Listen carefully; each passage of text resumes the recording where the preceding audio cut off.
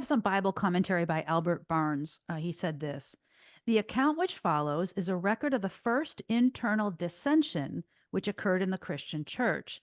Hitherto, they had been struggling against external foes. Violent persecutions had raged and had fully occupied the attention of the Christians, but now the churches were at peace. They enjoyed great external prosperity in Antioch. But Satan took occasion then, as he has often done in similar circumstances, since to excite contentions in the church itself, so that when external violence couldn't destroy it, an effort was made to secure the same object by internal dissension and strife, and it shows the manner in which such controversies were settled in apostolic times." Okay, shows the manner in which such controversies were settled. We need to pay close attention to how that works because it is really hard to describe how big a problem this was because we're so far removed from it. But this was a church make or break scenario for the young gospel church at that time.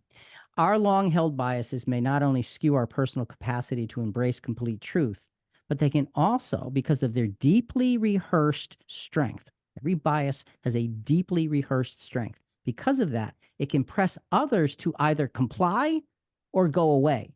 So it doesn't only necessarily affect the way I see things, but I, through my biased opinion, can affect the way you have to deal with things. So we've got to pay close attention here. Let's look at Acts chapter 15. We won't go through all of the verses. We're going to go through several selected verses. Let's start with Acts 15, 1 and 2.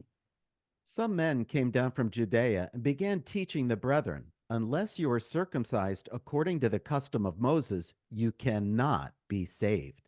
Okay, that's a very straightforward, plain, undeniable statement. You don't need to ask for clarity. All right. They've stated this immovable stance drew an unmistakable line in the sand regarding the very basis of Christianity. No circumcision, no Christianity. That's essentially what they were saying.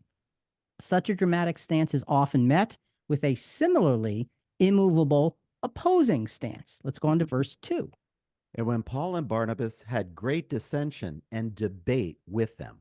Okay, so you've got the statement and then the dissension and the debate.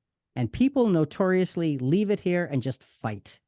And that's essentially what began to happen. You had this fight. You had these two immovable stances that said, yeah, it's got to be. And there's no, no, it doesn't. Yeah, it does. No, it doesn't. Yeah. And you go back and forth forever on that. This doesn't solve anything. That arguing doesn't solve anything.